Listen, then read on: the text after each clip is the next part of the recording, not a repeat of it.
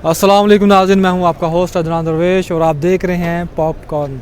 नाज़रीन, आज का हमारा टॉपिक है इंडिया अरब ममालिक में फूड सप्लाई करने में पहले नंबर पे आ चुका है। अरब लीग की जो है 22 कंट्रीज़ हैं, इंडिया सब में अपना फूड जो है सप्लाई कर रहा है और इंडिया ने ये रिकॉर्ड जो है 15 साल के अरसे में जो है वो बनाया है और इंडिया ने जो क्रॉस किया है ब्राज़ील को। चलते हैं पाकिस्तानी अवाम की तरफ, उनसे पूछते हैं कि इस बारे में अपनी क्या राय रखते हैं। आप भी अपनी राय का इज़हार कमेंट सेक्शन में कर सकते हैं। तो आइए चलते हैं। अस्सलाम वालेकुम। वालेकुम सलाम। सर, आपका नाम? रेहान। अच्छा रेहान साहब, मेरा क्वेश्चन ये है कि इंडिया जो है अरब ममालिक को जो 22 कंट्रीज़ हैं उनको फूड सप्लाई करने में पहले नंबर पे आ गया। ब्राज़ील को इंडिया ने क्रॉस किया है, तो आप उनकी अचीवमेंट के बारे में क्या कहेंगे? बेसिकली इंडिया की जो एक्सपोर्ट स्ट्रेटजी ना, वो उसमें अगर आप फूड स्ट्रेटजी की बात करें तो वो बहुत फोकस करते हैं कि अपनी क्वालिटी पे और अपनी क्वांटिटी पे, कि उनकी क्वांटिटी ज़्यादा हो। पर एकड़ लगा लें, जैसे भी उसे लगा लें, तो वो अपनी प्रोडक्शन को इंक्रीज़ करते हैं ताकि कोई भी किसान है उसे जब प्रोडक्शन इंक्रीज़ होती है तो फिर उसको वो कम्पेटिटिव प्राइसिंग का मौका मिल जाता है कि वो बाकियों से सस्ती बेचे, क्योंकि उसका प्रोडक्शन इंक्रीज़ हो चुकी होती है। तो फिर इस चीज़ का वो एडवांटेज उठा के इंटरनेशनल मार्केट्स में वो कम्पेटिटिव प्राइसिंग के साथ, अपनी क्वालिटी के साथ, बाकी कंट्रीज़ के साथ कंपटीशन में वो समझ लें कि सब कर ले जाते हैं। ख़ास तौर पे अब समझ लें पाकिस्तान है, तो पाकिस्तान से अगर एज़ कम्पेयर टू पाकिस्तान अगर आप इंडिया को देखें तो एक तो उनकी फॉरेन पॉलिसी आप देखें वो अच्छी है। दूसरी बात ये है कि जिसके साथ उनके अच्छे ताल्लुकात हैं वो भी ताल्लुकात अच्छे इसलिए रखते हैं क्योंकि उनको पता है कि Pakistan is not bigger market than India. तो इंडिया बड़ी मार्केट है, उनके इन्वेस्टर्स को भी चांस मिलता है वहाँ पे काम करने का, वो वहाँ से ज़्यादा अर्न करने। जब वो अर्न वहाँ से ज़्यादा कर रहे होते हैं तो उनकी मजबूरी होती है उसके साथ अच्छे रिलेशंस रखना। जब वो अच्छे रिलेशन रखते हैं फिर उनकी कोशिश होती है कि अगर हमारे चीज़ें यहाँ से जा रही हैं ना तो कुछ चीज़ें वहाँ से आएँ भी, ताकि हमारे जो आपस में लिंक्स हैं हम एक दूसरे पे थोड़ा बहुत डिपेंड करें, ताकि इन केस अगर फ्यूचर में हमें कोई स्ट्रैटेजी बनानी पड़े तो हम एक दूसरे के साथ चल के स्ट्रैटेजी बनाएं। तो अगर आप देख लेंगे गल्फ़ कंट्री के हिसाब लगा लें तो वहाँ पे अगर आप अपर मैनेजमेंट्स देख लें वहाँ की कंपनीज़ की, तो वहाँ पे आपको जो चार्टर्ड अकाउंटेंट्स जो CFAs हैं वो इंडियन ज़्यादा मिलेंगे, पाकिस्तानी कम मिलेंगे। तो जब अपर लेवल हाईएस्ट कह लें हाईएस्ट मैनेजमेंट जब इंडियंस की होगी ना तो वो प्रेफर करेंगे कि वो अपनी बिज़नेस ट्रांजैक्शंस है वो अपनी कंट्री से करें, अपने ट्रेडर्स के साथ करें, रादर देन कि वो पाकिस्तान से करें। तो ये एक मेन फैक्टर। आप समझ लें जितना मर्ज़ी अच्छा काम कर लें, जो मर्ज़ी कर लें, जब एक बंदा डिसीजन लेने वाला बाइस्ड हो जाता है ना तो फिर आप वहाँ कुछ नहीं कर सकते। ये मेन इशू है पाकिस्तान का, एक्सपोर्ट कम होने का, इसे भी इशू कह सकते हैं, बट ये एक इशू है गल्फ़ का, स्पेशली गल्फ़ कंट्रीज़ के साथ। अच्छा, इसमें जो मेरा परसेप्शन है वो तो ये है कि उनको फैसिलिटेट किया जाता है टेक्नोलॉजी के हवाले से, ठीक है। उन्हें अब्रॉड जब हम जाना चाहते हैं किसी यूरोप कंट्रीज़ में, उन्हें उस चीज़ में भी फैसिलिटेट किया जाता है कि वो इजीली उस प्रोसेस को कंप्लीट करके आगे जा सकते हैं। लेकिन अगर हमें यूरोप कंट्रीज़ में जाना हो तो हमें बहुत सारा पैसा चाहिए होता है और जो पॉलिसीज़ हैं वो इतनी ईजीली नहीं है कि हम उसको आगे फर्दर उसको प्रोसीड कर सकें। ऐसा क्यों है? हमारा इमेज ऐसा क्यों है? इंडिया का इमेज इतना अच्छा क्यों बन रहा है? अगर अकॉर्डिंग टू टेक्नोलॉजी देखा जाए तो वो थोड़े से फास्ट है हमसे। जैसे लास्ट टाइम वो CEO बना है, लाइक ट्विटर का जो CEO बना है, तो इस तरह हमारे मुल्क से भी निकलने चाहिए और डेफिनेटली वो वही बात आती है कि हमें फैसिलिटेट करेंगे तो हम आगे जाएंगे इंशाल्लाह। जी, रिएक्शन ये है कि पाकिस्तान की फॉरेन पॉलिसी जो है वो कोई ख़ास स्ट्रॉन्ग नहीं है। दूसरी चीज़ कि पाकिस्तान की इकोनॉमिक कंडीशंस इस तरह की हैं कि ये कोई अच्छी पॉलिसी, ना तो फ्रेमवर्क बन रहा है ना कोई अच्छी पॉलिसी बन रही है कि जिससे ये एक्सपोर्ट्स कर सकें फूड की। वैसे ही पाकिस्तान में इंपोर्ट्स बहुत ज़्यादा है क्योंकि ये फूड को मतलब ये खुद कफ़ील भी नहीं हो सकते, ये इंपोर्ट्स ज़्यादा कर रहे हैं और अब इवन रुपये पे प्रेशर बहुत बढ़ रहा है। तो इंडिया के बारे में क्या कहेंगे? इंडिया एक बड़ी इकॉनमी है, वो इकॉनमी जैसे कि पाकिस्तान के अब रिज़र्व्स देख लें, $20 बिलियन होंगे पाकिस्तान के पास, इंडिया के पास $400 बिलियन हैं। तो देखें उनके पास क्या क्या पड़ा है। उनकी इकॉनमिक कंडीशंस, उनकी वो बड़ी मार्केट है, उनका एक जो लैंड है वो पाकिस्तान से कई गुना ज़्यादा है। तो उनकी पॉलिसीज़ अच्छी हैं, उनकी फॉरेन पॉलिसीज़ अच्छी हैं, उनके फूड साइंसिस पे उनकी रिसर्च हैं, नई टेक्नोलॉजी को मुतारफ़ किया जाता है, इनोवेशन आती है, ठीक है। तो वो इसलिए उनकी क्वालिटी भी आप कह सकते हैं कि उनका मेयार बेहतर है, वो उसको एक्सपोर्ट करते हैं, वो अपनी भी डिमांड पूरी कर रहे हैं लेकिन वो एक्सपोर्ट भी कर रहे हैं। तो इंडिया की पॉलिसीज़ हमसे बेहतर हैं एज़ कम्पेयर टू पाकिस्तान।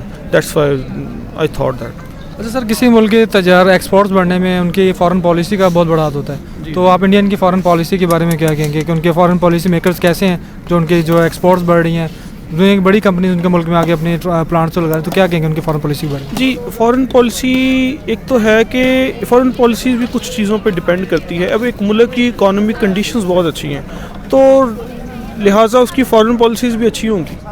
एक कंट्री है, उसकी पॉपुलेशन बहुत है, उसमें इंडस्ट्री बहुत है, उसके इकोनॉमिक सिचुएशंस बहुत अच्छी हैं, तो जब वो फिर चीज़ें एक्सपोर्ट कर रही है बाहर कंट्रीज़ में, लोग आके इन्वेस्टमेंट कर रहे हैं, तो ज़ाहिर है फिर उनकी चीज़ों को वैल्यू भी दी जाती है, उस मुल्क को वैल्यू दी जाती है। वैज़ कम्पेयर टू पाकिस्तान की इकॉनमी कंडीशन कोई इतनी अच्छी नहीं है, इसलिए हमारा कोई ख़ास आप कह सकते हैं कि कोई इतना वर्ल्ड में किसी ख़ास चीज़ों पे कोई इतना अच्छा रिस्पॉन्ड भी नहीं किया जाता इन चीज़ों को। हमारी बाकी काफ़ी फैक्टर्स हैं जिनको आप डिस्कस कर सकते हैं। क्या लगता है कि अगर हमारी गवर्नमेंट हमारे किसानों को सपोर्ट करे और फैसिलिटेट करे तो हम भी फूड की एक्सपोर्ट में अपना नाम बना सकते हैं? जी, किसानों को तो आप करेंगे, सब्सिडाइज़ कर देंगे वर्ल्ड लेवल पे। यूरिया, DAP जो खादें हैं वगैरह हैं, इनकी प्राइसेस बहुत ज़्यादा हैं, लेकिन पाकिस्तान में आप किसानों को तो रिलीफ देंगे। जब किसानों को आप सब्सिडाइज़ करेंगे, उनको बारदाना प्राइसेस देंगे, तो फिर वो आवाम थोड़ी तंग होगी। जो 1200-1300 को के मन गंदम ख़रीद रही थी, या वो 1700-1800 पे ख़रीद रही है। किसान का तो भला हो गया, लेकिन पाकिस्तानी अवाम का तो उसके लिए तो इन्फ्लेशन हो गई ना हाई। तो रिलीफ ये है कि आप फूड साइंसेस पे, टेक्नोलॉजी पे, इनोवेशन पे, रिसर्च पे फोकस करें, ताकि आप बेहतर क्वालिटी प्रोड्यूस कर सकें और कम कीमत में प्रोड्यूस कर सकें। आपका कॉस्ट और प्रॉफिट का मार्जिन बढ़ा हो। जब कॉस्ट और प्रॉफिट का मार्जिन बढ़ा होगा तो आपकी कंपेटिटिव प्राइसिंग जो है ना बाहर की कंट्रीज़ में, आपकी कंपेटिटिव प्राइसेस जो है उनसे कम होंगी, क्वालिटी अच्छी होगी, तो लोग आपकी चीज़ों को प्रेफर करेंगे। अब आप वहाँ पे सेम प्राइस में कोई चीज़ आप वहाँ पे दे रहे हैं, मार्केट में इंट्रोड्यूस करवा रहे हैं, लेकिन आपकी क्वालिटी नहीं है, तो लोग क्वालिटी की तरफ जाएंगे। तो आपने रिसर्च पे, इनोवेशन पे, नई टेक्नोलॉजी पे ज़ोर देना है, ताकि आप इस मुल्क को इकनॉमिकली स्ट्रॉन्ग कर सकें। बहुत अच्छी बात है, मुबारक बातें हैं उनके लिए। और ये है कि मतलब कर रहे हैं, लोहा मनवा रहे हैं अपना दुनिया भर में, तो अच्छी बात है। अच्छा सर, अगर हम इंडिया की खारजा पॉलिसी के बारे में बात करते हैं तो क्या देखते हैं कि दुनिया का जो रुझान है इंडिया की तरफ बढ़ता जा रहा है, और अरब ममालिक की मैं बात करता हूँ तो उनका भी जो ताल्लुकात इंडिया से ज़्यादा बेहतर है पाकिस्तान की निस्बत, तो आप इस बारे में क्या कहेंगे?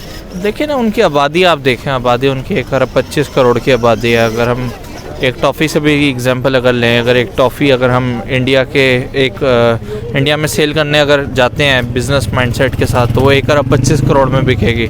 और वही अगर हम पाकिस्तान से कंपैरिजन करें तो इधर सिर्फ 22 करोड़ की आबादी है।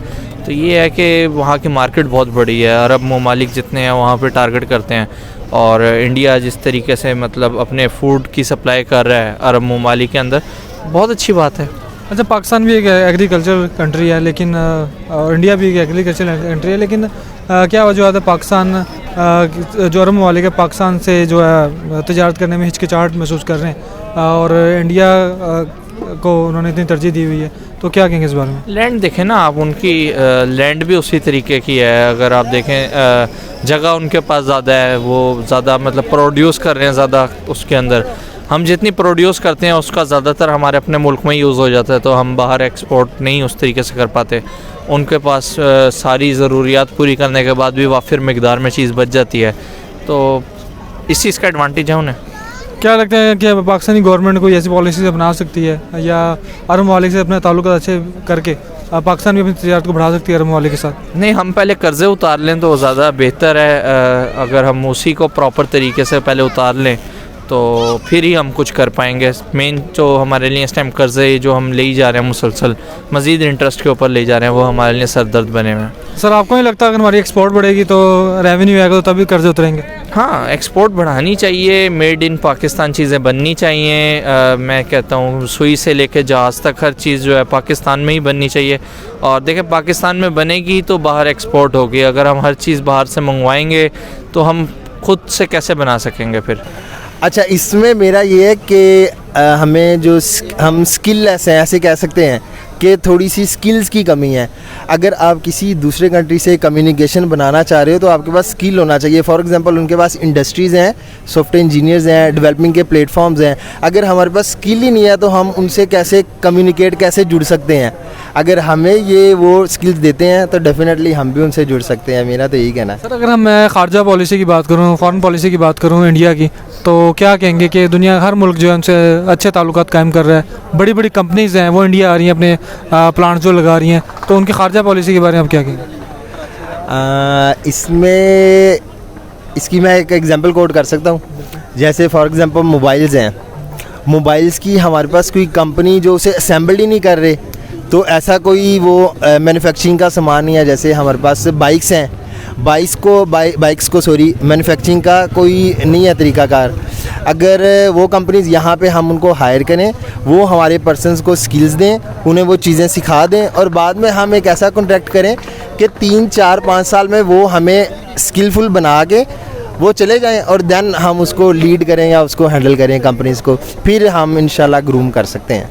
तो आपको नहीं लगता कि हम पाकिस्तान में इतना, अगर हमारी गवर्नमेंट हमें फैसिलिटेट करे, हम खुद से भी ये चीज़ें कर सकते हैं? खुद से डेफिनेटली, अगर हमारे पास यूट्यूब है और नेट की फैसिलिटी है, हम उधर से स्किल हासिल करके। अच्छा, अगर मैं कंपेयर करूं पाकिस्तान की फॉरेन पॉलिसी और इंडिया की फॉरेन पॉलिसी को, आप दोनों मुल्कों को कहाँ देखते हैं? अरब ममालिक पाकिस्तान से पास्ट में अच्छे ताल्लुकात लेके अब खैर नहीं लगते, तो फॉरेन पॉलिसीज़ को कहाँ देखते हैं? क्योंकि हर बड़ा मुल्क जो इंडिया की तरफ झुकाव जा रहा है उसका, तो क्या वजह लगती है आपको? एक तो इनकी इकोनॉमिकल स्टेबिलिटी, दूसरी इनकी पॉलिटिकल स्टेबिलिटी, इन चीज़ पे वो फोकस करते हैं। पाकिस्तान की तरह वहाँ हलचल नहीं मची रहती कि गवर्नमेंट आ रही है, गवर्नमेंट जा रही है। अब एक बंदे ने ताल्लुक़ रखना है किसी कंट्री के साथ, उसे यही नहीं पता कि ये जो जिस बंदे से मैं बात कर रहा हूँ, प्राइम मिनिस्टर है, president, what ever he is, कि वो अभी अगले महीने होगा भी कि नहीं, तो वो मोहतात अंदाज से बात करेंगे। इंडिया में ये चीज़ नहीं है कि वो हटा दिया, कर दिया, ये नहीं है। तो वो ईज़िली, एक तो उनकी फॉरेन पॉलिसी की एक लाइन, एक उसकी डायरेक्शन उनको पता होती है कि ये हमारी फॉरेन पॉलिसी है। नया बंदा आता है, उसको गाइड किया जाता है कि यार हमारी फॉरेन पॉलिसी ये है, हमने इस हिसाब से चलना है, ठीक है, वो उसी चीज़ को फॉलो करते हैं। पाकिस्तान में जो भी बंदा आता है वो अपनी फॉरेन पॉलिसी लेके आ जाता है। जब फॉरेन पॉलिसी में आपकी एक स्टेबिलिटी नहीं आएगी तो आपके ताल्लुकात किसी से भी अच्छे नहीं हो सकते। और दूसरी बात ये कि जब आपकी किसी के साथ ट्रेड हो रही होती है ना, ट्रांजैक्शन ज़्यादा हो रही होती हैं, वहाँ पे आपके साथ आपस में जो है ना, आप किसी के साथ बैठ के खाना खा रहे हैं तो आपके अमी ताल्लुकात बहाल अच्छे रहते हैं। तो जब उनके साथ ट्रांजैक्शन उनकी इतनी, आप मेरे ख्याल से, मुझे जहाँ तक आइडिया है कि पाकिस्तान की अगर आप बिज़नेस ट्रांजैक्शंस देख लें उसके साथ, गल्फ़ कंट्रीज़ के साथ लगा लें, आप सऊदी अरब के साथ लगा लें, तो मेरे ख्याल पाकिस्तान का जो बिज़नेस ट्रांजैक्शंस पर ईयर है, एक फ़िज़िकल ईयर की, मेरे ख्याल $50 मिलियन, ठीक है। और इन एज़ कम्पेयर टू आप इंडिया देख लें, उनके $5 बिलियन। तो आप साहब लगा लें कि आप उनके साथ कितना वो काम कर रहे हैं। जिनके साथ जिनका काम हो रहा था, फिर उनकी कोशिश होती है कि उनके सारे ताल्लुकात ज़्यादा रखें। इसमें फिर इनको ये करना चाहिए कि आपस में इकट्ठे हो गए कुछ पॉलिसी बनाएं, बजाय इसके कि उसकी अलग है, उसकी अलग है। ये इत्तेफाक से काम होते हैं, बगैर इत्तेफाक के काम।